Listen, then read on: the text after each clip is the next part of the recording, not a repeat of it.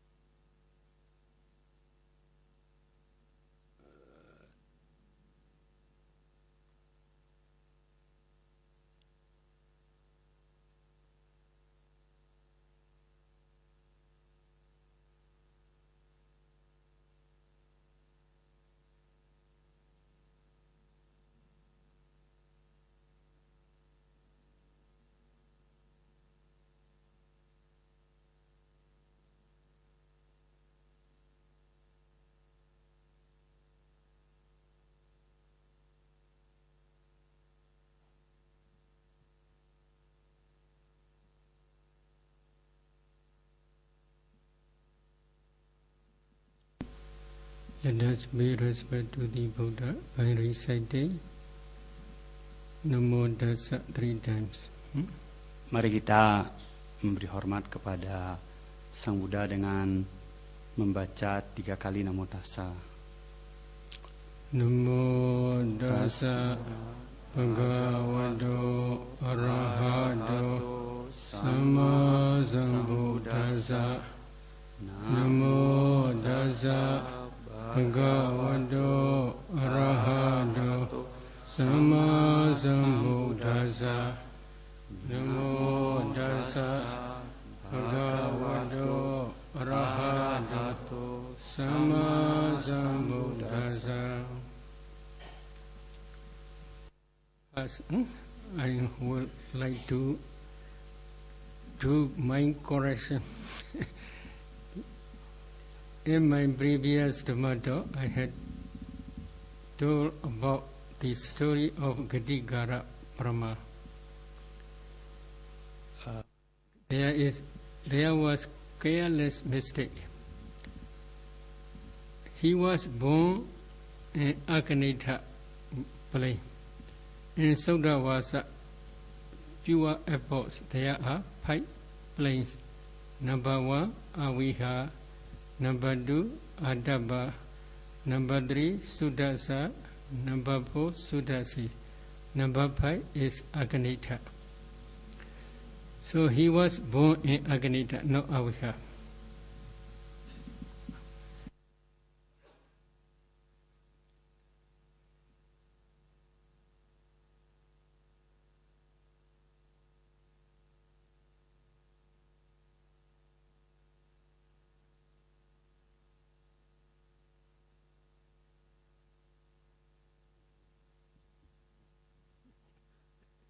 Because I didn't follow it last week. I think Linda, you talk. She follow. Okay.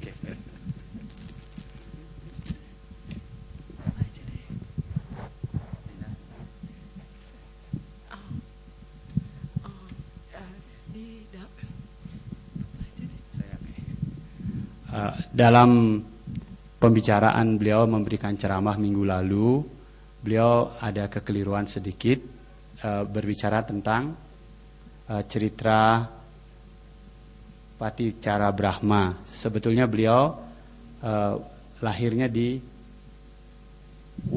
Bante Paticara Brahma born Aganita.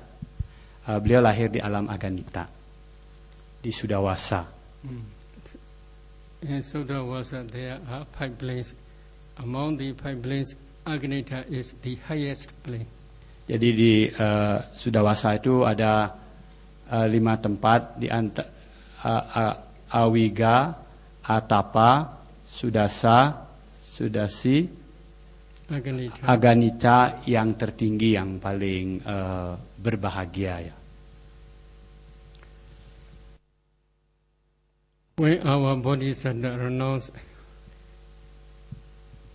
he offered robes and bowls, etc., 8 prakara requisites on the Anoma beach. Ketika Bodhisattva melepaskan kehidupan sebagai orang biasa, ya, beliau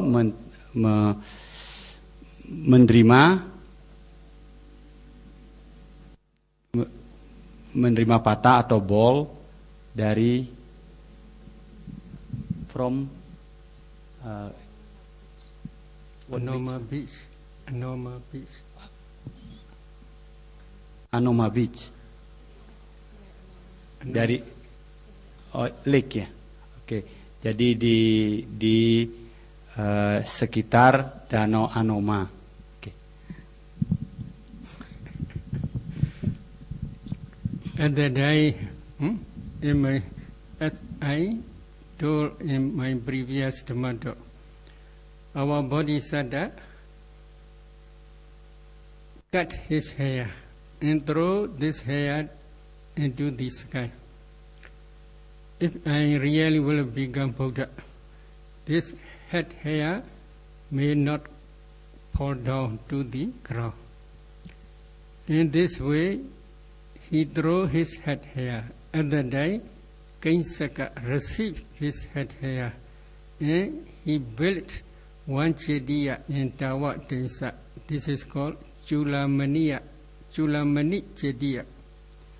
Jadi ketika beliau akan melepaskan, Bodhisattva kita akan melepaskan kehidupannya biasa, beliau memotong rambut beliau. Lalu rambut beliau itu dilemparkan ke danau, ke langit.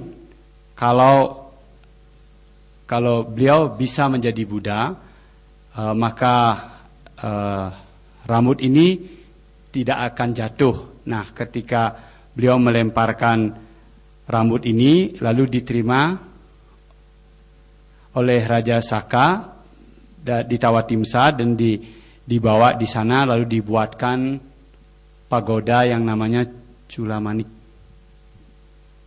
In the same way, after changing his robes, he also throw away his robes into the sky. If I really will become Buddha, may these robes do not fall down to the ground. In this way, he do Adhitthana resolution. At that day, Kadigara Brahma received these robes and carried to the Aganita Brahma wall. And there he built Chediya. That Chediya is called Dosa Chediya. Juga hal yang sama beliau lakukan ketika beliau menggantikan jubah beliau. Beliau juga melempar ke atas dengan mengucapkan kalau beliau akan menjadi, betul-betul akan menjadi Buddha, jubah ini tidak akan jatuh turun. Nah, ketika beliau lakukan hal tersebut, Dewa Anika Aganicha Brahma menerima, lalu membawa ke alam Sudawasa, lalu Yes, Aganita, one of the highest Sudawasa. Ya. Aganita. Ke Sudawasa di salah satu tempat bagiannya yaitu di Aganica, lalu di sana dibuatkan cetia. How big this cetia? Berapa besar cetia ini? Kadigara is, as a human being, he is pot maker only. But when he was reborn in Sauda Aganita plain, one of the highest Sauda Wasa plain, he built this cetia. Height is 12 yojana. Wide is 12 yojana. 1 yojana is usually equal 10 miles. So the height is 120 miles. Wide is 120 miles. Jadi cetia yang dibangun untuk meletakkan jubah tersebut besarnya adalah 12 yojana, tingginya, lebarnya 12 yojana. Seperti kita ketahui, 1 yojana itu adalah 10 mil ya. 10 mil. Jadi kita bisa bayangkan besarnya, tingginya 120 mil dan lebarnya 120 mil. So very big cetia. In human world, no, not like such cetias are there. Jadi kita bisa bayangkan bagaimana cetia itu besarnya. Di kehidupan di alam manusia ini tidak mungkin kita menjumpai cetia sebesar tersebut. The most important peculiar thing is this cetia was built with gold stones only, not with marble stone, not with bricks. Jadi cetia ini dibuat seluruhnya dari batu. Jadi bukan dibuat dari bata ya.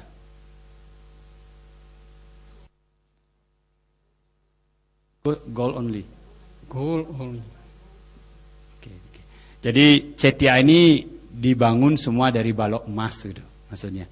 Bukan hanya dari batu yang biasa atau marble itu atau batu merah, tapi semua balokannya itu dari emas. A pot maker can build such a gold cetia. Why? Because of Hoswan karma. He accumulates Hoswan karmas.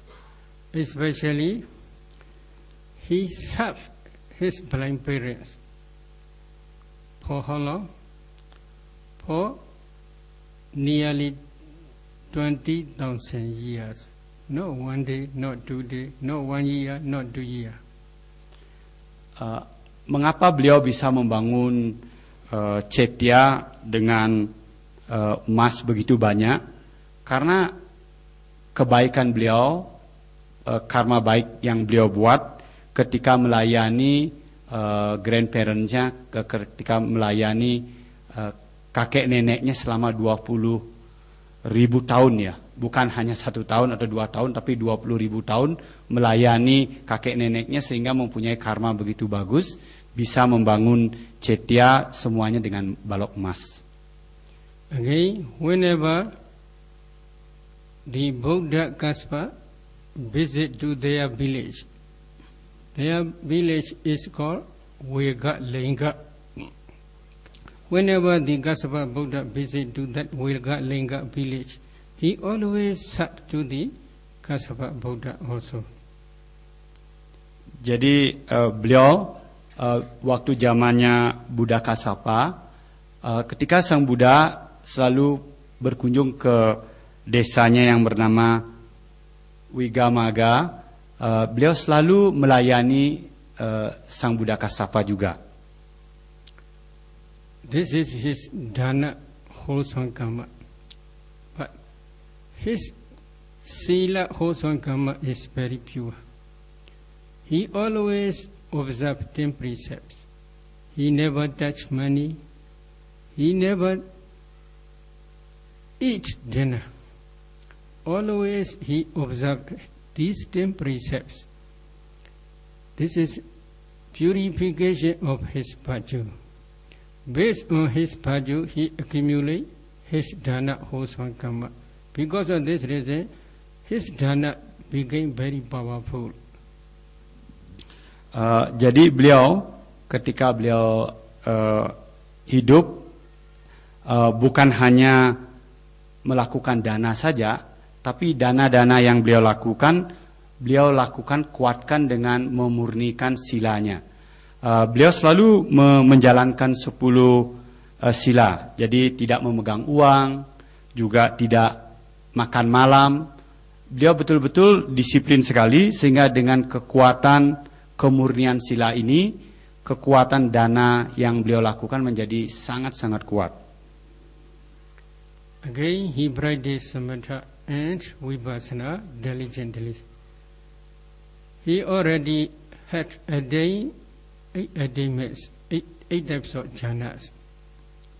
Based on this jhana concentration, he practiced vipassana systematically up to the attainment of anagami stage.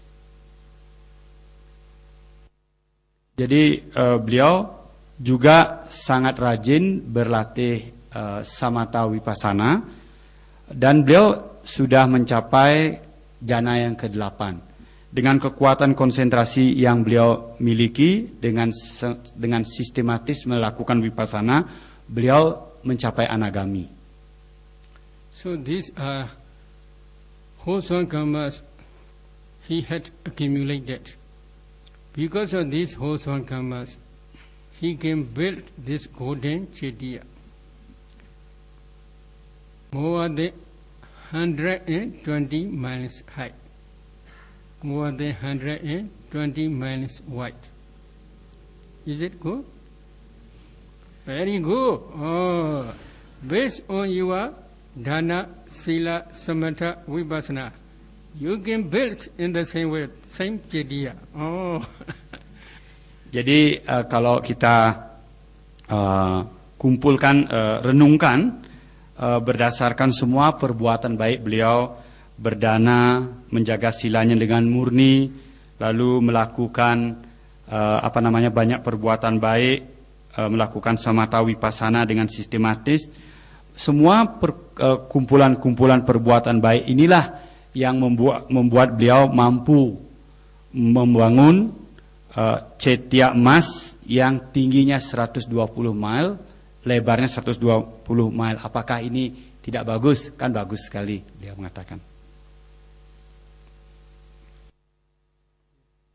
We will continue second question. Jadi hari ini kita akan melanjutkan dengan tanya jawab. Number 2 question.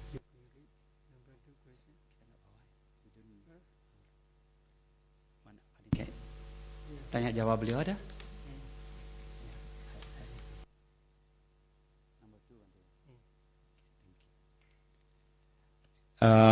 We have question and answer. This is number 2 now. Start with number 2. This is the question I read. After that, I translate to Indonesia. First English, please read. Yes, okay. In relation to the above question, this question yesterday, last week, some people have never done any meditation, but they have the ability to see beings from other realms, such Dewa or Peta, or even the ability to see the future.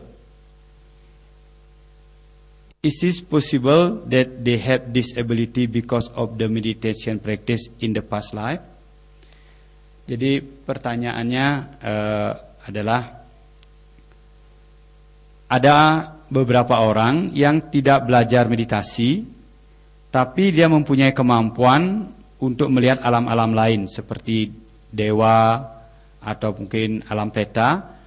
Malahan ada yang mempunyai kemampuan untuk melihat kehidupan yang akan datang. Apakah ini memungkinkan kekuatan seperti ini karena latihan di kehidupan dahulu?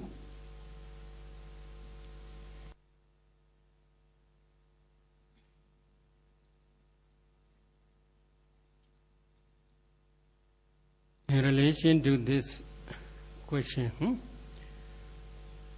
some people have never done any meditation in this very life, it is true. But they can remember the previous life. We call such type of knowledge is called Jatesra Jnana. That Jatesra Jnana is not connected with meditation. They can remember their previous life only, like Subhadra.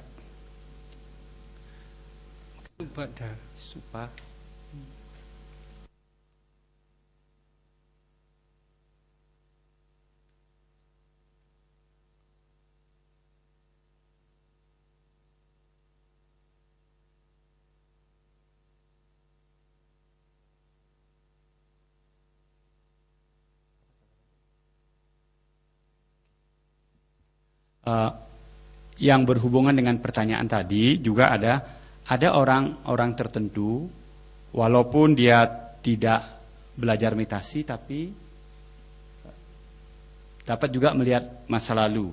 Nah, pengetahuan seperti ini disebut jati saranana. Dan hal ini tidak ada hubungannya dengan latihan meditasi. Itu yang lalu Bante akan menjelaskan tentang apa yang disebut Subhada. Have you heard about the story of Subhada? Apakah pernah mendengar cerita tentang Subhada? One day, when Buddha was dwelling in Jedavana monastery, our Buddha tried one Dhamma talk, illuminating from his body 6 types of rays. At that day, among the listeners, there is one bhikkhuni.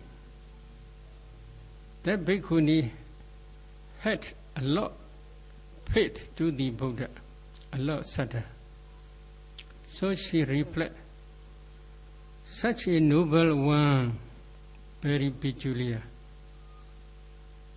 Whether I had been served as a attendant, as a wife, in one of previous lives.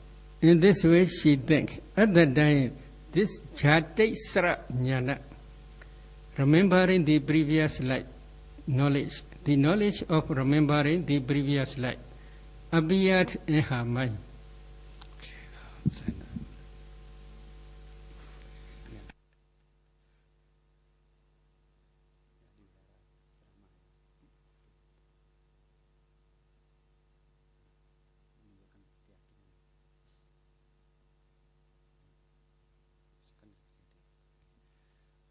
Beliau menjelaskan tentang cerita Subhada. Suatu hari Sang Buddha sedang memberikan Dhamma talk atau ceramah di Wihara Jetavana. Nah, ketika beliau memberikan ceramah, dari badannya beliau itu muncul 7 sinar ya, sangat cemerlang. 6 sinar yang sangat cemerlang. Salah seorang bhikkhuni yang hadir pada saat itu melihat hal tersebut dan menimbulkan keyakinan yang sangat kuat karena melihat hal tersebut. Lalu karena keyakinannya itu lalu muncul kekuatan itu ya, kekuatan untuk mengingat masa lampau beliau. She reflects her past lives one after another. In one of previous life, she saw that she had become her wife. So his wife. So because of this reason, she feel a lot of happiness. However, she replied again. Usually, many wives are not beneficial to their husbands. They have no faithful mind to their husbands. This is according to book. No, I'm not telling to you. They have not good intention for their beneficial of their husband's life. They usually had bad intention for their husband. While reflecting in this way, she saw that she is not good wife. She had bad intention to her husband, so she cried a lot.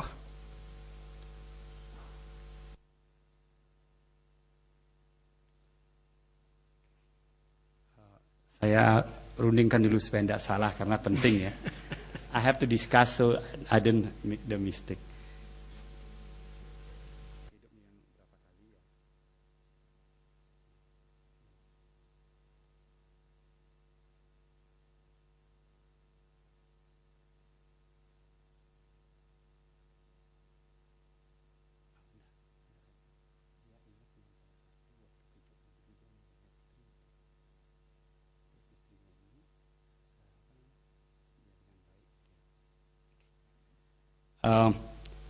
Jadi bikuni ini ketika melihat sinar yang muncul dari badannya Sang Buddha, muncul keyakinannya begitu kuat, lalu beliau muncul kemampuannya untuk melihat kehidupan beliau yang sudah lewat beberapa kali.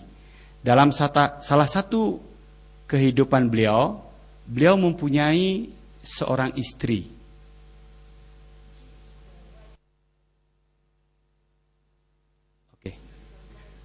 Bodhisatta. Oke, thank you ya. Jadi beliau ingat bahwa ketika dalam kehidupan dulu, salah satu kehidupan dulu, beliau adalah istri dari Bodhisatta. Nah, ketika beliau ingat hal tersebut, beliau sebetulnya senang. Tapi setelah itu, setelah diperiksa kembali, beliau merasa beliau itu tidak begitu setia, lalu tidak memberi banyak manfaat kepada suaminya, mempunyai pemikiran-pemikiran buruk. Jadi beliau itu sebetulnya ingat dengan menjadi istri yang tidak baik, kurang baik. While she was reflecting her past experience, and then she saw that she had no good intention for the benefit of her husband. Because of this reason, while listening to Dhamma talk, she cried a lot. Because of this crying, Buddha taught one Jataka Chatturi, Chadanda Jataka. Jadi bikuni ini ketika melihat kehidupannya dulu bahwa beliau itu tidak memberikan banyak manfaat, mempunyai pemikiran buruk kepada Bodhisatta yang sebagai suaminya. Ketika mendengarkan ceramah dari Sang Buddha ini, lalu beliau itu menangis, banyak sekali meraung-raung begitu. Lalu karena beliau menangis, Sang Buddha lalu memberikan satu cerita Jataka yang bernama apa namanya? Chadanda elephant.